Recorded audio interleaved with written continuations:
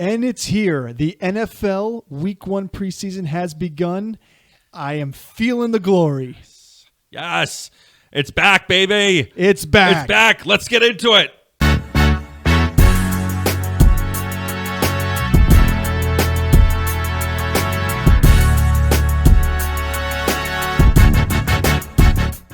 And welcome back to Standard Fantasy Football Podcast. I'm your host, Jono. And I'm your host, Chris. And we are back at it. Got some football. This was an awesome weekend. We had some football over the weekend. Week 1 preseason. Got to see the guys we've been talking about all offseason in new homes, in new places, the new draft picks. And yeah, we only saw them for maybe a drive or two. Some of the guys didn't play, and it's preseason. We get it. And it's week 1 of preseason, but it's football. It's football. I mean, this is one of those things that you really want to take a look at. Some of these young rookies or some of these guys who are rookies that are wide receiver 3s for their offense to start or wide receiver 2 potential for them. And you really want to know is there going to be an opportunity? Or am I reaching too much in my mock drafts on this guy? Or new jerseys we get to see. This is where the people who kind of excel in their fantasy drafts get an opportunity to really get a sneak peek at these guys where your league mates just might show up 5 minutes before the draft and just go. Yeah, I mean, know the guys who break out, know the value of these guys that end up showing up. You know, the preseason does dictate a lot. We've seen guys like Victor Cruz come out of the preseason, have an amazing preseason, end up being studs. And Victor Cruz is playing with the second down guy or the second team guys, and that year breaks out. So I think there's a lot of opportunity to watch these games. It's football, first of all, and we get to see the backups come in, and you kind of understand all right, who's going to take that RB2 role? Who's going to take the RB1 role? But yeah, I mean, we can. Let's start with the one game that I think you were probably most excited about, and that was the Jets versus Washington. I mean, you talk about a game where you got a chance to see the number 2 pick in the draft. There, you got a chance to see your RB2 that everybody wanted to see. You didn't get a chance to see Aaron Rodgers in that first team offense, but we weren't expecting that either. No. But we also got to see what it looks like with Jaden Daniels and these wide receivers because they're going so low in the drafts. Jaden Daniels is going to be throwing the ball, and he throws the ball well. He's going to be throwing to somebody. Who's the guy that you want to try and target there? So let's talk real quick about Jaden Daniels. At the end of the day, Jaden Daniels only threw 3 passes, 2 for 45. He had a nice pass to De'Ami Brown as well, and he ran the ball over the shoulder, 42-yard pass. Is a great little. Yeah, drop pass perfect in there. Touch. He only had 1 carry. It was for the touchdown, 3-yard touchdown. But he ran a read option down there with Eckler. That just shows me that deflates. Well, I wouldn't say deflates because they're already getting those running backs, Eckler and Brian Robinson, so low. But it just shows that there's a chance that they're going to get touchdown sniped from them. Well, not only touchdown snipes, but we also saw, and again, this goes back to the preseason, why it's important to watch these games, why it's important to at least watch highlights of these games. Know the personnel that's on the field. They run the read option with Austin Eckler on the 1-yard line. Does that not show you what they plan on doing at the goal line? Yeah, that scares me a little bit for Brian Robinson. Sure, he might be a 20-20 guy. But where you're getting him in drafts, you're not getting him in the 4th round this year as a starting running back. You're getting him so late. But he might need to be a guy that breaks off one to get a touchdown. Yeah. That's my concern. That's my worry for him. I want to talk about the most impressive person in this game, who's Agent Zero, Braylon Allen. He was 6 for 54, just so everybody knows why Chris is so jacked up about him, and I think he looked fantastic. He looked he's a boy amongst men, but he looked like a man amongst boys. He's huge. He runs downhill. He is a tough tackle. He falls forward. He's going to be a great complement to Breece Hall. And this is what I was saying. I don't think this diminishes Breece's value at all. No, I don't think it does. I think that Braylon Allen, we had the bet that we made earlier in the season. Double-digit touchdowns. I think that's very viable for him to have. He is going to be a tough tackle. He is going to get a lot of work. He is going to come in late games. I mean, think back on when the Jets. I mean, I know it's a long time. So those of you guys who are younger, you might not remember this because it's been 13 years since we made the playoffs. But you think back to those teams 13 years ago when they had LaDainian Tomlinson and Sean Green. And Thomas Jones and Sean Green. They had this finesse back, and LaDainian Tomlinson and Thomas Jones had great seasons those years, but so did Sean Green. And he was extremely viable as a running back. And you still had Sanchez throwing to Santonio Holmes and Braylon Allen. Like, there was still, I see this offense. Braylon Edwards, sorry. Braylon Allen's now. And I won him. He's now in here. And I won his jersey. Agent Zero looks so sharp, too. But I love having him, and I think he has standalone value, not just as a handcuff. Yeah, if you are still doing best ball drafts, he needs to be on your team 100%. Not just best ball. I'm just saying if you're doing it right now, but redraft, he has the value. He's going in the 12th or 13th round. Like, go and get him. If you're a Breece owner, it's a free pick. Like, I almost like want to comp this to like the seasons that like Jahmyr Gibbs and David Montgomery had last season, but I think Breece is going to be better than either one of those guys were. Yeah, I think it's going to be a little bit tilted towards Breece. It's going to be tilted towards Breece. It's not going to be a 50-50 split at all. But I mean, think about the young talent for both of those guys. They're both under 24 years old. Yeah. And they're going to have both of them for a long time. Like, keep them healthy, keep them not worn down. If you're looking to make a playoff run, you want both those guys fresh. Like, this is a great opportunity to keep both of them fresh. Yeah. Now, you're so high on these running backs. I want to touch on this because I do want to talk about Jahan Dotson in this game too as well. But the fact that you are liking these both, you were saying double-digit touchdowns for Braylon Allen, is that going to diminish Aaron Rodgers' touchdown totals, or are you really expecting the Jets to just be high-flying touchdown numbers? Because that's what's going to have to happen for Allen to have double-digit touchdowns and Breece to have double-digit touchdowns and Aaron Rodgers to be over 30 touchdowns. I think this is going to be a much better offense than we're expecting the Jets to be.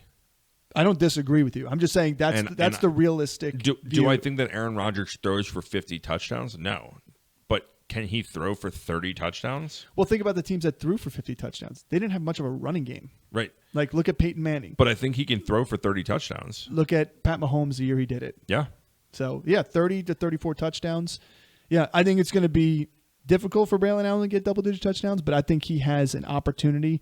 The opportunity is going to be there. Let's just say that. The opportunity will be there. Yeah, and we're also talking like later in the season where like, all right, let's say the Jets do make a playoff spot and lock things up. You think Breece is playing week 17, week 18?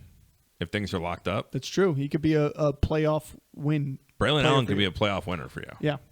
Let's talk about Jahan Dotson briefly too, because if you got a chance to see, he was lining up a lot out of the slot. A lot. Which I think helps him out because De'Ami Brown was wide out, so everybody's expecting him to be the number 2 guy on the wide position. He's the number 2 guy. When you do a 2 wide receiver set, he's going to be the guy in the field playing from the slot.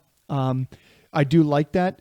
However, that does kind of change his depth of target a little bit, most likely, but I think he's better off in the slot. I actually don't. I actually think that more and more teams are running their prime receiver out of the slot.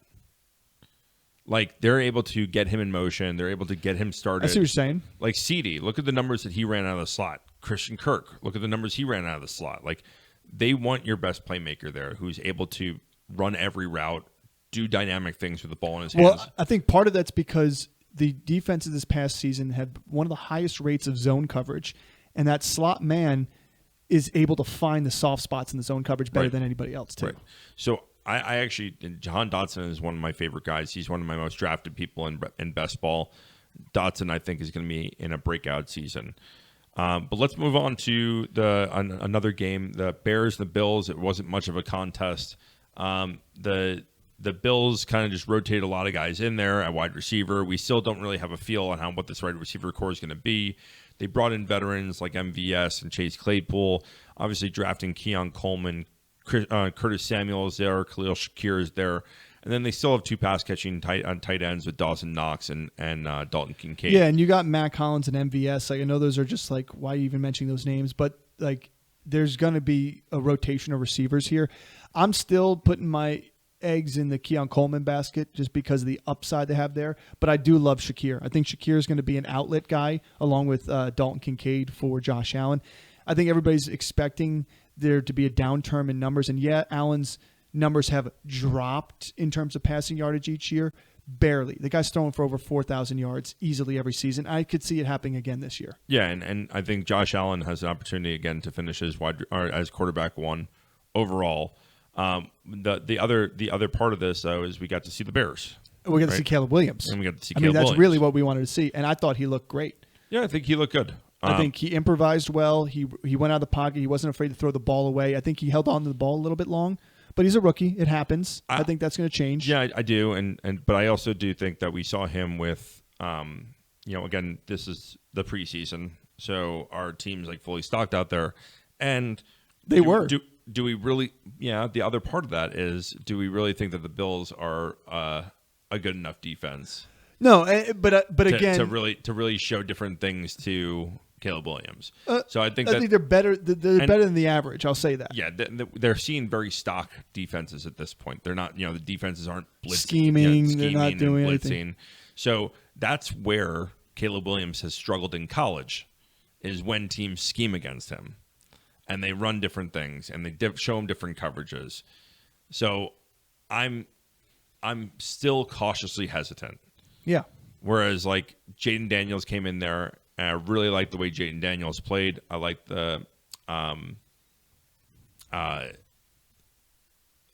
what we saw from him. I like the touch passes, obviously the scrambling ability. Whereas like Caleb Williams is not a scrambler. He's an improviser. Yeah. So I honestly think it was just more of a vanilla offense they were running. Yeah. There, and I also think what Kingsbury brings to Washington, not to go back to Washington, is going to be different than what Caleb Williams is going to run in Chicago, because for sure. Kingsbury is like a very, he's got a tricky, crazy mind when it comes to offenses. Yeah. We saw that through his career, but I think you're going to see more of Chicago trying to put it in the hands of their playmakers. The one thing that I didn't like that I saw there was no targets to Keenan Allen whatsoever. He was on the field. 0 targets to Keenan Allen. I don't know if it was you. Did you notice the camera angles, too, in the preseason were terrible? Yeah, I really didn't like that. It was so far out. It was brutal. Like, if you're watching on a 75-inch TV, maybe it looked good enough.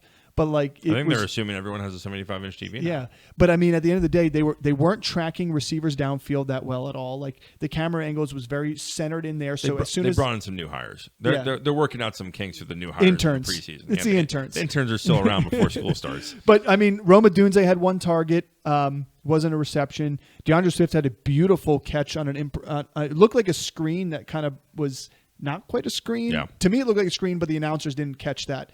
And he was able to kind of shovel pass it, shot put it to him, which was great improvisation because he didn't have a clear throwing path to do it, and he did it, which is a little bit of Mahomes-like, not to liken the two of each other, but it was a great opportunity there, a 42-yard gain. But I thought that he would have tried to trigger more on Keenan Allen. He had 3 targets to DJ Moore. 1 was a great first down pass in a thread of the needle on a good bullet. So I like what I saw out of Caleb Williams, enough for me to feel comfortable drafting him in where his ADP is, because I thought it was a little too inflated before. But if he can do this with the weapons he has around him, he's going to give you good fantasy output with a higher ceiling than I thought maybe he had before, especially with what Swift can do out the backfield. Sure. Let's move on to our next Vikings-Raiders matchup real quick here. Sam Darnold's the number 1 guy. I know JJ had a great game. JJ looked good, but Sam Darnold looked good too. Yeah. Sam Darnold was throwing the ball across the field. Obviously, Jefferson didn't play in this game. Jalen Naylor had some big catches for him. But Sam Darnold looked good, and Sam Darnold has been touted as the starter this season. And I still think it's going to be the entire season that Sam Darnold has to prove himself. It's going to be his to lose. I don't see them having a winning record and J.J. McCarthy coming in. Now, if they go 0-7, I think they're going 0-5. I think 0, because I think what's their bye week? I think it was week 6 bye week. So even if they go, I'll double check that. Even if they go 0-5, I don't think that they pull out Darnold. This is a team that's going to be rebuilding a little bit. You're not going to throw a rookie quarterback out there. I mean, J.J. McCarthy did look good. Yeah, week 6 bye week. So I think, in my opinion, if they go 0-5, I think there's a chance week 7 you see McCarthy. Yeah, it's early, but I think there's a chance. I don't think that they do. I mean, and again, if they're winning, if they're even, I don't think we see J.J. McCarthy until they've been eliminated from the playoffs or like it's a later in the season. Well, it also depends. If they're 0-5 and they're losing these field goal games, close games, Yeah. high scoring game, different story. So if the same thing the last two seasons. They're in close games. 2 years ago they're 14-2 because they kick all the field goals. Last year they're 0-7 because they miss every field goal. I'm just saying if they aren't scoring points and don't look good on offense and they get to that point, there'll be a change there. But if they're looking good on offense and Darnold is rolling, I think Darnold's going to be really good here. I think that this team is really talented. Yeah, I mean, Darnold was 4 for 8 for 59 yards. He looked good there in general. McCarthy had more opportunities. Obviously, he ended up throwing for 17 passes, 11 for 17, 188, 2 touchdowns. He threw a pick too as well, but he had a beautiful touchdown. Yep. I think they're both big throws too. Tristan Jackson had 4 catches for 100 yards. I mean, they showed they were big throws, good throws. The guy was wide open too on that, so it's like you hope he can hit that. Your first round pick hits that pass. Yeah, I mean, again, we saw these guys, come in. And they're we forget that Justin Jefferson didn't play in this game. Jordan Addison really didn't play in this game too much.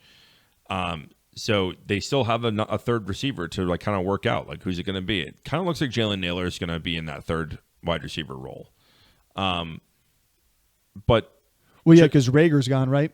Yeah, Jalen Rager's gone. He was that third receiver role. So I do think that I do see that. Yeah, he was 3 for 63 on 4 targets. He looked good. Tristan Jackson, Trent Sherfield looked really good too. Sherfield looked good. I mean, this is a guy I liked last season. Didn't end up coming of anything. I think Sherfield ends up being that number 4 role, number 5 role. We'll see. These are the position battles that we like to see, and we know who the 1 and 2 are going to be there. And with Jordan Addison having a pending suspension, we might see Naylor come into a number 2 role there, and Sherfield be a number 3, your slot guy there. Yeah, and so we might see a lot of different things here. But again, Sam Darnold looked good. JJ McCarthy looked good. This is Sam Darnold's game to or our position to lose. To lose, yeah. Let's talk about a position to win because that's what the Raiders quarterbacks are doing, and both Gardner Minshew and O'Connell look really good. I think both of them look good. Gardner Minshew, had only half his passes completed, but he did throw for 117 and a touchdown too as well.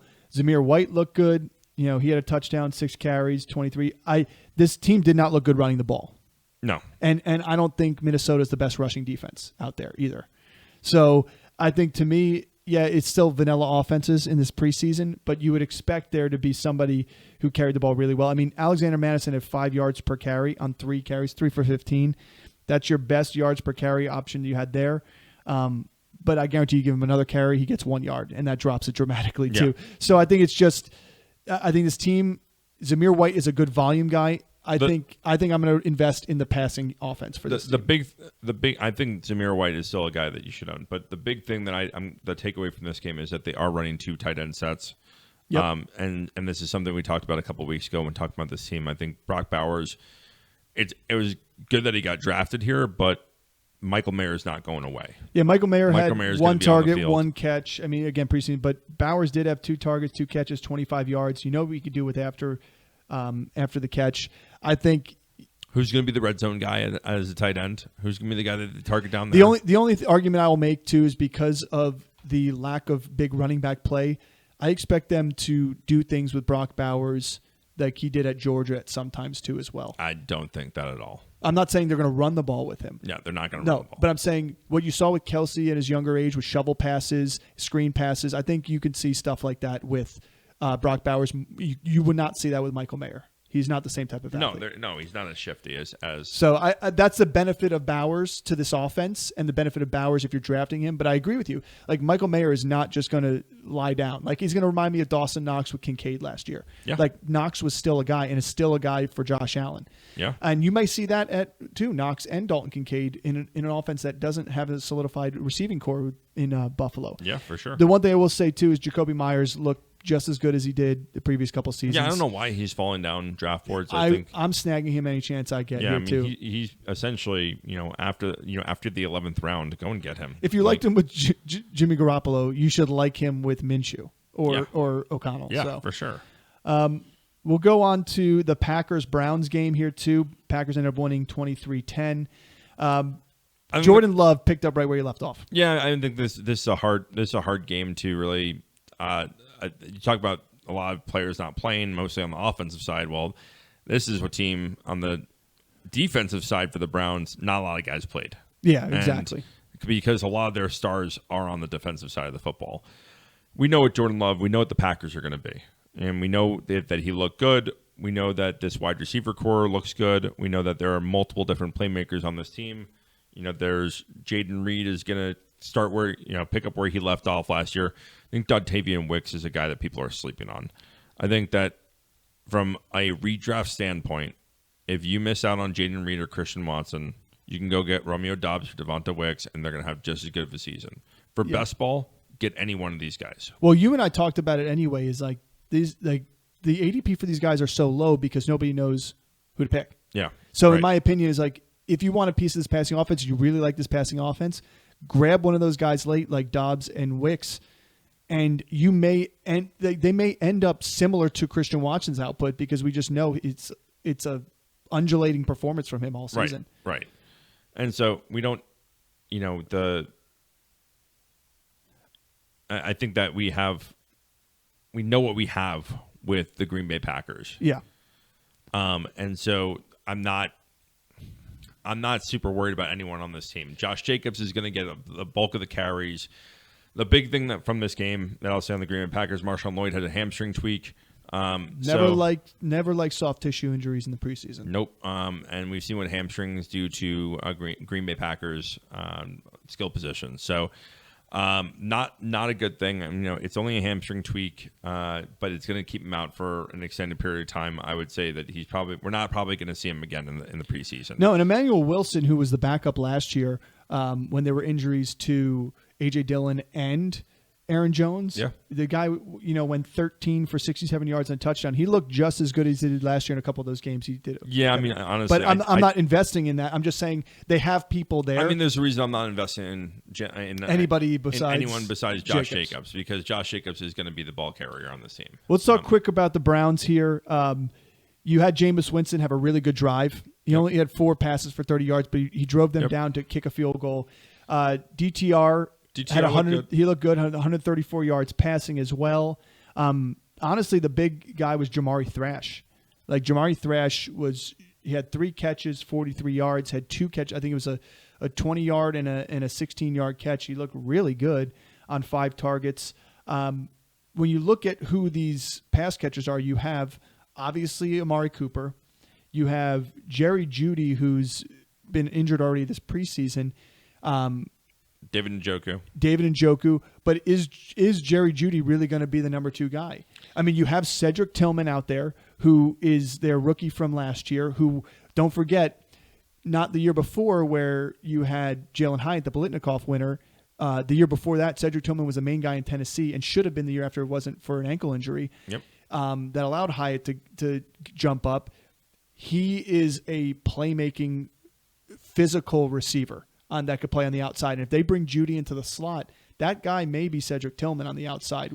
And he's shown it in the preseason already. Yeah, I think Tillman, that's, again, one of the position battles that we are going to see the rest of the preseason is who's going to win that number 2 role. Is it going to be Jeudy? It's who's going to be a big playmaker on this offense from a passing perspective outside of Amari Cooper. Yeah, because I want to know who that is. I want to take a chance on that guy because we don't have Nick Chubb in the backfield. You have Jerome, not yet, but I'm saying even when he does come back, it may be a different look in this offense. Yeah, and it may be in the hands of their multi-million-dollar guaranteed quarterback that they paid for. Yeah. So, which I expect more rushing upside from him. Yeah. Let's talk about the Bengals in the Buccaneers game. 17-14, Buccaneers won. I know the scores really don't matter. It's preseason. But Burrow looked great in the drive that he opened up with a touchdown to T. Higgins. This is the one thing I want to talk about Cincinnati. Then this is pretty much the only thing I want to talk about from this game is that I think people are really sleeping on T. Higgins. People are really, really sleeping on T. Higgins. A healthy T. Higgins he's going is the so good. 4th and 5th round, guys. He's really good. He's signed his franchise tag. He's playing this year, and he's playing for a contract, which is always. I mean, look what Keenan Allen did playing for a contract. Yeah. So people are dangerous in that. There's no Tyler Boyd there either. Jermaine Burton looked good too in this game. He got targeted, I think 5 times in it, but he's not taking over T. Higgins this year. T. Higgins is a freak athlete. Yeah. And with Jamar Chase on the other side and Burrow back and healthy, I do expect big things from this passing offense. And again, no Joe Mixon back there. They got Zach Moss and Chase Brown.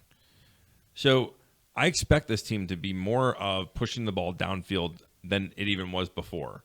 So I'm really like the T. Higgins is my big highlight from this game. Is like I think he is back and he is going to show up this year. I think he's my big highlight. I mean, he was the wide receiver 1 because you have a hold in with Jamar Chase anyway. But I think my biggest takeaway was Andre. Pronounce his last name. Yoshavash. He's a Princeton guy, and you don't even know it, man. Well, I pronounce it wrong every single time, so I'd rather not butcher it and let you do it at the right time. But we liked him last year. We talked about him last year. He's the camp star this year, obviously, and there's going to be 3 wide receiver sets out there, and without Tyler Boyd on this team anymore, everybody's expecting Jermaine Burton to be the first guy in here, and I don't know if that's the right move for them because you have downfield threats in Chase. Burton's a downfield take the top off the defense type guy. He's going to do that for this team. However, if you have T. Higgins who can do that, if you have Jamar Chase that can do that, you have a sure-handed big body receiver in Yoshavash that can actually do something for this offense. And Burrow is already showing a connection with him this preseason. Yeah, I mean they all look good, and this is the big battle is who's going to be the number 3. And I think it's between those two. I think it's between Yoshi and I think it's between Jermaine Burton. We know what T. Higgins is. We know what Jamar Chase is. I think having Burton there on a 3 wide receiver set can be really freaking dangerous because you have 3 receivers that can all stretch the field. It's scary. And they can all run the short routes too. It's not like Jamar Chase is a one-trick pony. No, Jamar Chase is the guy. And it's not like T. Higgins is and he's the guy. But I'm just saying. So imagine having 3 of those guys that can all – you don't know what routes are coming at you. Ever. You have a guy that is a one-trick pony, or not a one-trick pony, but can't stretch the field as much, then you're like, all right, well, this guy's not going deep on me. I can play this guy. I can play this zone a little bit shorter. I can play this man a little bit tighter. You can't do that against Chase and T. Higgins. And Burton is starting to show that you can't really do that against him either. He has the speed to take you vertical. But he doesn't have the size to beat press coverage as well. No. And I think that's where I like Yoshavash. I like him. But if he does beat the press coverage, see ya. Yeah, he's good. He's very good. We've seen it in college. So I think that number 3 running back or that number 3 wide receiver is really going to be the biggest thing I'm watching from that team. Also with Chase Brown, Zach Moss split workload, but yeah, we didn't see much of that in this one because Moss didn't play. I mean, the only other thing I want to talk about is on the Buccaneers side. Everything is pretty much solidified in terms of positionals there. We didn't see. Well, I think the 3rd wide receiver again. I think McMillan is kind of working his way into that. I think McMillan is a very underdrafted guy that you absolutely need to leave the draft with. Jalen McMillan is going to be a star on this team. Yeah, he was 2 for 23 yesterday in 2 targets. What I want to talk about, though, is the Sean Tucker, Bucky Irving, because not that it matters who's behind Rachaad White, but I think everybody is inflating this Bucky Irving from where they took him. And Sean Tucker was supposed to be that guy last year if it wasn't for injuries. Tucker was 10 for 68 yesterday. He looked really good. He's still battling out in camp. Bucky Irving had the touchdown. A perfect example of shiny new thing. It is a shiny new thing. He can get to the red zone. He could plug one in, but so could any of these guys on this thing. So why are you going to draft a quote unquote run trick pony for that purpose? And so I'm not saying get Tucker. I'm not saying don't get Bucky Irving. I'm just putting out there that be careful and caution on both. And caution on getting Bucky Irving because somebody's going to be behind Rachaad White. Yeah, but you got to be careful if you're just expecting it to be just Bucky Irving. Right. Let's move on to the Jacksonville Chiefs game. This is the one I got to watch the most of. And injury news from this is Hollywood Brown's going to be out for a little bit. Had an AC joint sprain, so it looked like he separated his shoulder a little bit. Went to the hospital. Nothing seriously season ending, but he's going to miss all preseason. He's probably going to miss the first week of the season. But I expect him back within the first 3 weeks. Yeah, I'm not too worried about it. He's been injured in his career. He comes back. He's going to play fine. They don't need him right away.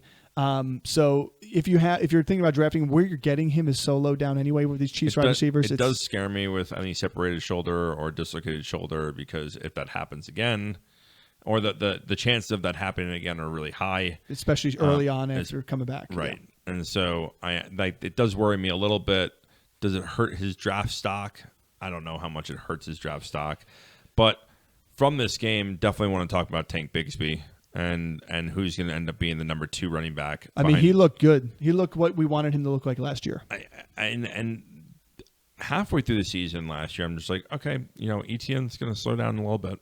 They're going to give Tank Bigsby a little bit of work, and it never happened. And when he did, he didn't do anything with it. Right. But he had a 45-yard kick return on top of a couple good runs of 9 and 19. Yeah, Bigsby looked good. He looked like the Tank that we were supposed to be drafting. I think it's worth taking a flyer on him where you can get him, because he's not even being drafted in some leagues at all. Right. So you take him on a 15th round pick, you've got yourself an RB1 if something happens to ETN. Yeah, for sure. The other thing too, on the Jaguars side, you still had Dearness Johnson there that did well too. But in terms of wide receivers, 41-yard reception by Brian Thomas Jr. He's a beast. He's a beast. It's what you are expecting out of him when drafting him. I think there's going to be a connection with him and Lawrence at some point. Yeah, I mean, I know me and you have kind of gone back and forth on it, and you think Evan Ingram is going to be the wide receiver 1 or like the top target guy. I'm like, yeah, you're wrong.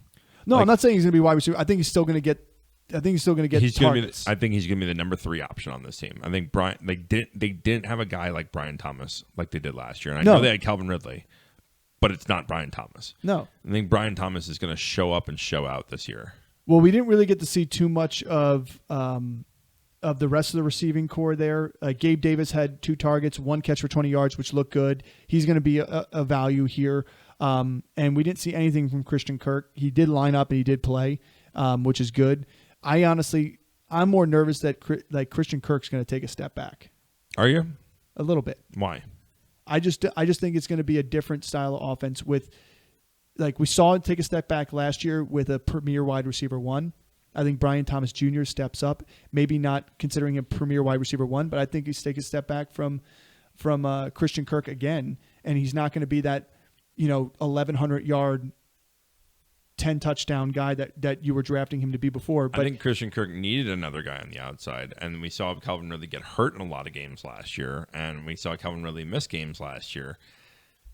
Christian Kirk, I mean, he was like last year, and nothing against these guys, but like it was Parker Washington lining up on the outside with Christian Kirk in the slot. But don't forget, Christian Kirk did it 2 years ago without a wide receiver 1. He was better. Yeah. I just think the offense is different when you put a wide receiver 1 in there and it not being Christian Kirk anymore. I mean, again, this goes back. I mean, it's not. I don't think it hurts Christian Kirk. I love Brian Thomas. Yeah, I do too. And I want a piece of him. Let's go quick on to the Chiefs offense. You had Pacheco in there. It's the Chiefs offense, guys. It's exactly what you're expecting on it. Receiving wise, you saw Noah Gray get in there a little bit. You saw Deneric Prince catch a couple balls out the backfield, who's the guy that's in there directly after Pacheco. I don't know. I just think this offense is going to be very good. We know the players. We know the game on the Chiefs. Well, the only thing I will say is I think this offense, where they are ADP-wise, is too low across the board. I don't. I think they're going to be a passing freak offense. I think the highest ADP is on Pacheco, and that's fine. But I think Mahomes is going to finish top 3. And he's be drafted after the top 3 in some leagues. He's being drafted as a 3. Or 4. Or 4. Okay. So, let's talk about the Titans and 49ers, as we got a chance to see the Titans offense that we really wanted to see with Will Levis. He looked fantastic. Both running backs look good too as well in splitting in the backfield. Yeah. That's the scary part on drafting one of these guys is you don't know who's going to get the touchdown there. Tony Pollard looked like Tony Pollard a couple years ago. Yeah, I think we're going to get more of Tony Pollard. And again, we talked about this when he went there. I would have loved for him to go to like kind of a thunder and lightning scenario. I think Tajay Spears offers, just the spell back, and they can do a lot of the same thing. I think this is a total transformation of this offense where they're really going to spread the ball a little bit more. They're going to be passing. They're going to be having spread runs. Like they want to get the ball in space. Yeah. And having two guys like this, they're going to get the ball in space. They're going to have opportunity down the field. This team is going to be a lot different than the former Titan teams that we're used to seeing. Yeah. I mean, you look at Ridley out there, 1 catch for 22. We know what he can do for this offense here. Treylon Burks did have a nice 12-yard catch. He's an interesting name because I think they're still trying to make fetch happen. Now with D-Hop out, who knows what that's going to look like for the start of the season. He's an interesting one that's barely getting drafted, if at all, too, as well. Do you take a chance on him? That's up to you in the league and how deep your league is. But you do have 2 elder receivers ahead of him that if something happens, this guy's going to be the next man up. I mean, you could argue Westbrook-Akine could be that too, but you know what they have invested in, and they like Treylon Burks. I mean, they gave up A.J. Brown for him pretty much. So they did. In terms of Will Levis, I think Will Levis showed that he's the guy there, that there's no question about that. Malik Willis did actually do a fantastic job as making his case for QB2. 45 yards rushing too as well, 5 for 7 for 38 yards passing. And Mason Rudolph does Mason Rudolph things, 10 for 126.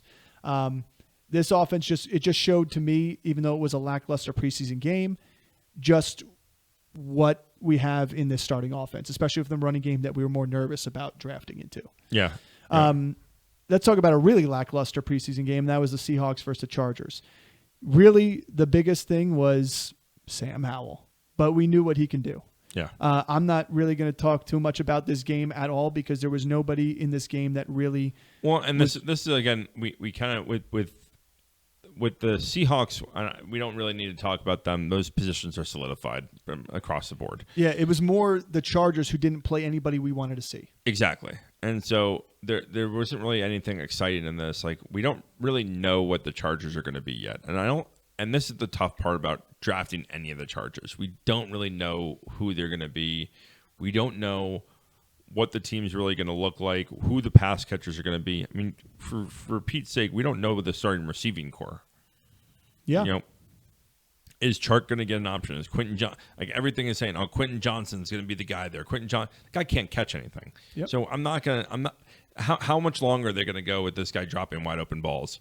So Ladd McConkey, Josh Palmer, DJ Chark, Brandon Rice, I think is a late season flyer that I think can really emerge as being a stud. Yeah. Donald Parham, Parham did play. In terms of receiving, I think he had 1 target, 1 catch, 8 yards. Yeah. Hayden Hurst had a catch there. I mean, you saw more targets to the running back in this game too as well, which I don't think is going to be indicative of the season. I think this is what we're going to expect from preseason, at least with Harbaugh. I mean, maybe this is a little, card game with him.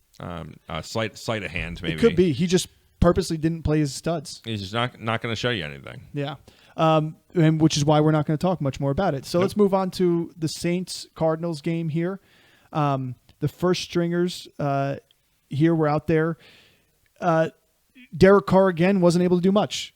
I mean, I don't think the Cardinals' defense is one of the best in the leagues either. And I just think Derek Carr, a veteran of what he is, just didn't show much for me. 2 for 6 for 12 yards. I mean, that's a lot of Derek Carr. I mean, Spencer Rattler, he was playing the seconds and stuff, was 9 for 17 for 70. He looked good. Derek Carr just didn't do it for me. Alvin Kamara, 2 for 3 yards there. I don't know. There wasn't much to take from this except A.T. Perry's a thing, and I don't know why they don't put him on the field more. A.T. Perry, he needs to play, and I think that he's making a case to play. And I think Olave, Shaheed, and A.T. Perry are going to be guys that we're going to see a lot of this year. I think, obviously, everyone knows about Olave, but I think A.T. Perry and Shaheed made a name for himself last year, but no one knew who Shaheed was last year, coming into last season. And I think A.T. Perry is the same way this season. We saw flashes of it last year. We saw it in preseason last year, too, and he's doing it again. 4 for 85. Yeah, I mean, he can be a guy on the other side that is just solid for you. Well, I think the fact that Michael Thomas is no longer going to be on this team, I think gives an opportunity. Yeah. So I think A.T. Perry is the big takeaway from this team. The Kendra Miller looked okay. Kendra Miller didn't play. Oh, sorry, Kendra Miller didn't play. Yeah, he's still hurt. Kamar got some touches. Jordan Mims was in there. Jamal Williams looked okay. Yeah, unfortunately, he might be on the chopping block. Yeah, but we'll see. In terms of the Cardinals here, Clayton Tune got most of the work there. Desmond Ridder got some good opportunities. He was 4 for 9 for 43. He wasn't terrible. He ran the ball for 39 yards, though. Yeah, he did. 5 for 39. But we knew he could do that.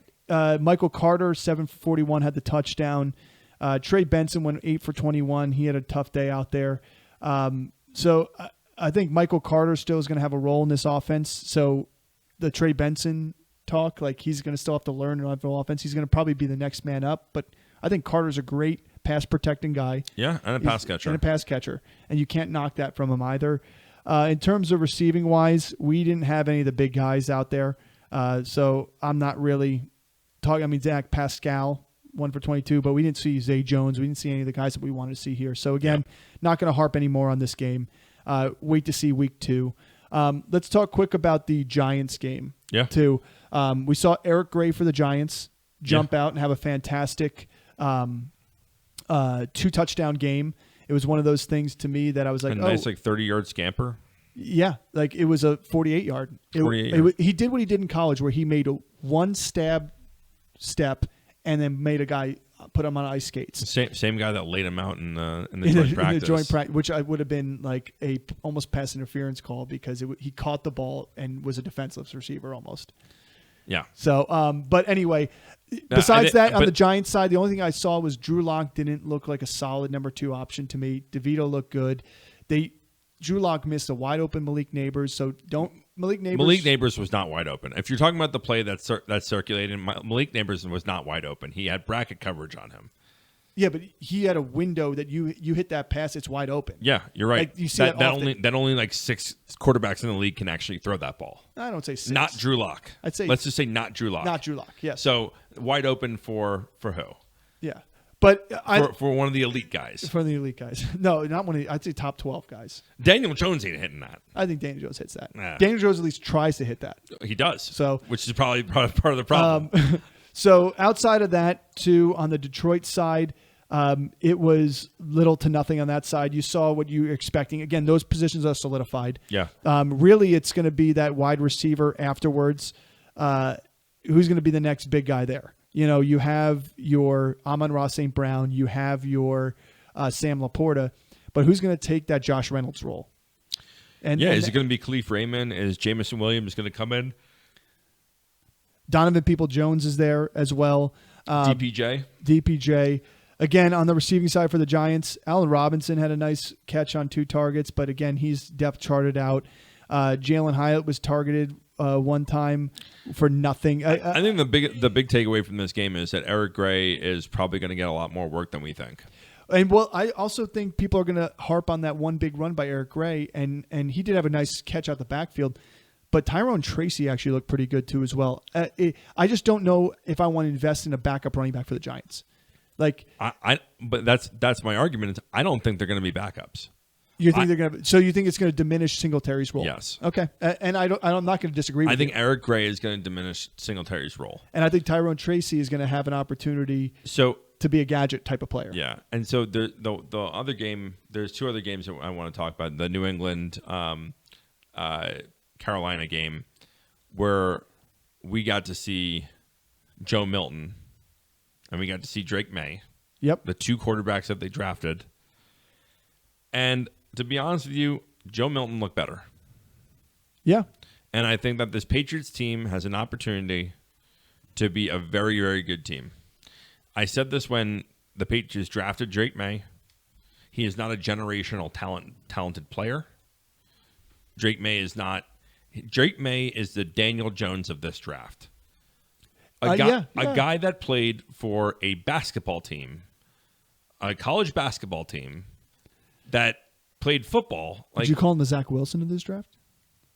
No, because I think Zach Wilson did dirty the same way Sam Darnold did dirty. Yeah, but do you think he was hyped up from some of the wow throws and his arm talent more than his actual football talent? No, I think that we see these guys, and I don't know if I don't disagree with the Daniel Jones comp, though. I don't know if it's a Duke, North Carolina thing where these guys get overinflated, but like I don't think that they were really that impressive in college. No, that's what blew my mind when the Giants pulled the trigger on Daniel Jones back then. Like, I don't think Drake May was that impressive in college to where when he started coming up draft boards and they're just like, he's going to be a top 10 pick. He's potentially going to be the number 1 overall. I'm like, what are you guys watching? Yeah. Like, are you guys watching the same football that I'm watching? Well, let's talk about Joe Milton. Joe Milton, 4 for 54 and a touchdown. He also ran the ball pretty well, 5 for 22. Kayshon Boutte had a great game too as well and made a really difficult catch. We're talking about the LSU star a couple years back where had he gone to the draft that year would have been the top receiver off the board or second receiver off the board. Fell from grace because he had a tough injury-laden senior year. He looks good. He obviously made an impact because just after that game, you saw Juju Smith-Schuster get cut. So that being said, I think you've got 2 rookies in Polk and Baker. You've got. I think that this team in general is just getting younger and younger and younger. As what you do with the rebuild. Yeah, but you see the wide receiver core. You have Kendrick Bourne, the veteran in the room. Then you have Tyquan Thornton. You have Pop Douglas. You have Jalen Polk. You have Javon Baker. You have Kayshon Boutte. Like, they have some good, young, talented receivers. Where it's just like, it's a complement of stars there. It's a complement of talent. Well, it's more or less who. It's like the cream has to rise to the top. Who's going to be that? Well, I think it's going to be from personally. I think it's going to be Kendrick Bourne when he comes back and comes healthy, and Jalen Polk. Let's not forget though, he's coming off an ACL. When I said when he comes back healthy. But is it going to be this season? That's the difficult part. But Jalen Polk's going to be the other guy there. Yeah, I think so too. And then I think that there's going to be a rotation of other guys that go into there. If they run 4 wide receiver set, I think you might see more Javon Baker and Pop Douglas. You might see Tyquan Thornton in there. You might see Kayshon Boutte. I think Boutte and Thornton are like the 2 odd man now. Yeah, I agree. I think, but you didn't see it last year. Boutte was like on the tail end of everything. He was scratched from a lot of games. Yeah. But I think everybody's forgetting the talent that he was. Yeah. On the Carolina side, really, again, nothing. Deontay Johnson didn't really play at all. We really didn't see. You didn't see the starters, and so I'm not going to even harp on that team there. There's a couple other games too that did end up going on. Texans Steelers. Yeah, Texans Steelers. I wanted to say that Tank Dell is back. Anyone who has any worries about Tank Dell injury, stop it. Yep. He had a fractured fibula. It's a non-weight bearing bone, guys. He didn't have any damage to any ligaments. And he got shot, and he's fine. And he's fine. Catches a 32-yard pass. This team is going to be explosive. However, there's all the jokes about Stephon Diggs, instantly going to the sideline and being like, why didn't I get targeted? It's like, yeah. Come on, man. I think he's going to be. Let's just say when Cam Akers comes out and has a better rushing game than Dameon Pierce, the Dameon Pierce show is done. Yeah, do you think so now? Are you on that now? Or are you gonna keep stashing them? Obviously, Mixon didn't play here. Pittsburgh side of things, Najee got on, Jalen Warren got on. Their first team offense pretty much was there. Everything but Russell Wilson. Justin Fields looked okay to me. I think people are like, oh, he made some good throws. He had some fumble issues. Yeah, he had fumbling issues with center, which it could be the center's fault, could be his fault, whatever. I'll give him the benefit of the doubt, but. I just still didn't. He didn't look comfortable out there like he should be all the time. To me, like he ran the ball okay.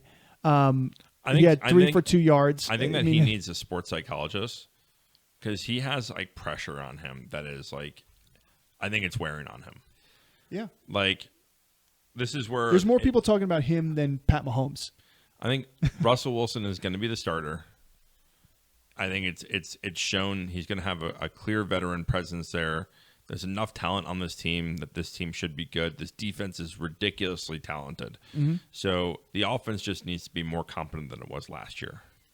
And I think it will be. And you don't need Justin Fields to get you over the edge on that. No, you don't. You just need you need completions. You need give the ball to your receivers. You need the running backs to do the work. Teams are stacking the box on the running backs, making the team last year throw the ball.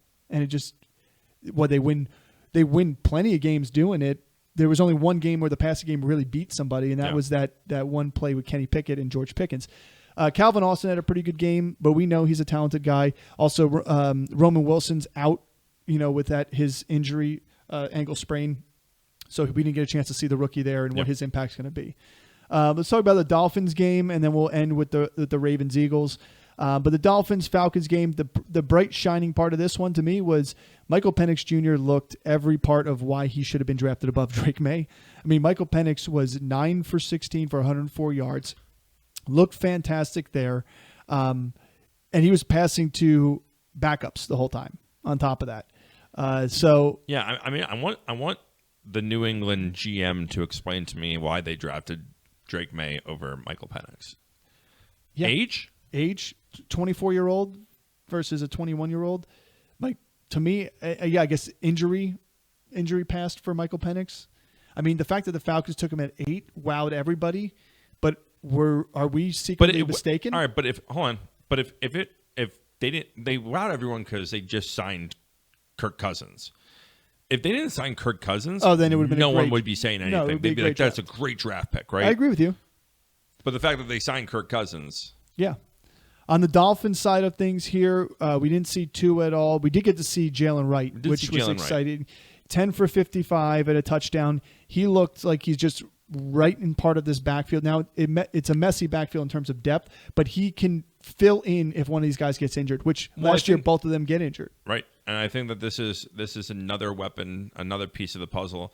And they had 3 running backs last year. Let's not forget that. Jeff Wilson had opportunities last year too. And he's not there anymore. He's still there. He's 4th on the depth chart.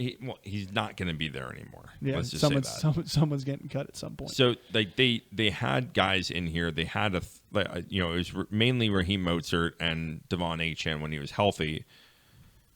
You're going to see the younger guys come in. I mean, Jalen Wright's speed is incredible. We knew that coming out of college. He's a one-cut guy. Like, he can make people miss. He's elusive. He's everything you want to be. He is going to be the replacement to Mostert when Mostert decides to hang it up. Yeah, I agree. But until then. But still, Mostert can't play a full season. And on top of that, Achane has yet to show us that he can play a full season. He's going to be one of these guys that people are going to be plucking off the waiver wires.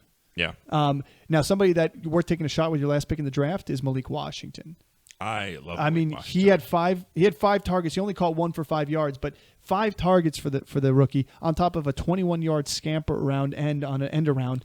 It just shows you that he on 3 wide receiver sets, he may have an opportunity out there. Not just have an opportunity. I mean, and if you have an injury to Tyreek Hill, you have an injury to. Then he's next man up in terms of.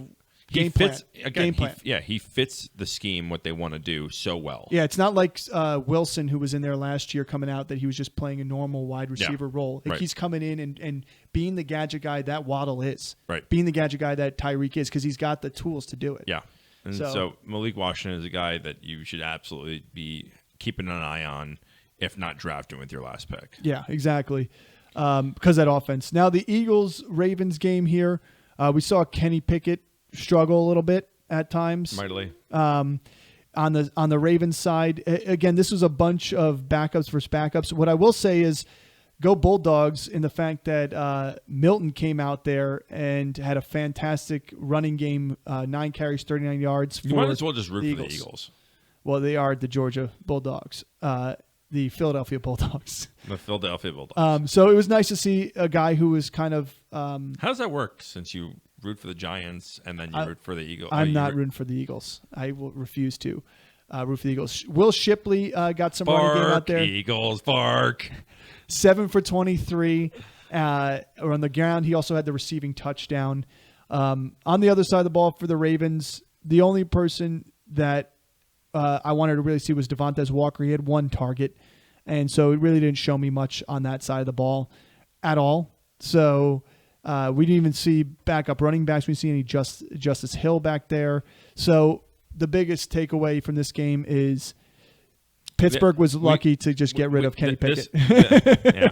This game was a lot of we're not seeing these two teams look like either one of these teams did. No. You had players that didn't, a massive amount of players that didn't play in this game, especially offensive weapons. Like not only the star quarterbacks, you didn't have running backs play, you didn't have wide receivers play. Like no one was in these games. This was awful. There's a missed field goal. A game's going to end in a tie. Quarterback comes and fumbles it. Like Eagles kicked a second field goal to win the game. Just a. Well, let me just remind everybody. I hope we don't see games like this in the regular season. This is a reason. This is a game where you look at the preseason and you're like, yeah, I'm okay not watching this one. Yeah, there were a couple of those, but let's just talk about today. There's two games. Today being Sunday, August 11th. You've got Denver and Indianapolis. In terms of that game, I want to see the backup running backs in Denver. If Estime gets some opportunities, I want to see how Troy Franklin looks, how Bo Nix looks especially. So that's one I really want to look out for. Indianapolis-wise, who's the backup to Jonathan Taylor and how they look? That's another one I want to see too as well. Yeah. Donnie Mitchell, if he gets opportunity, I want to see how he looks out there. Yep. In terms of Dallas, I mean, we know running back-wise, an aging running back plus Rico Dowdle. Who's going to be a second wide receiver? Well, I think it's going to be who's going to be the first wide receiver? I think it's going to be Brandon Cooks, but I want to see who else steps up in that receiving game. And then in the LA Rams side of things, I want to see Blake Corum. I want to see Blake Corum a little bit. I don't really care what anybody else does on that offense. I just want to see Blake Corum. I do want to see tight end wise what they're kind of looking like. But we kind of know what it's going to be. It's going to be Cody Parkinson. It could be the guy, the rookie last year. Yeah. I can't remember his name now off the top of my head. That gets an opportunity. But to me, more than anything, show me Blake Corum. I want to see if he's wowing people like Kyron Williams did last year in the preseason too. Yeah. So that's all. Thanks for tuning in and sticking with us. We will have plenty of episodes this week coming to you. Don't forget we have a 14-team mock draft that we promised one of our subscribers that's kind of coming up. We got a 14-team. And we also have an episode talking about draft strategy dropping at the end of this week. Yes, sir. Feel free to tune in. Don't forget to like and subscribe, and we'll see you next time.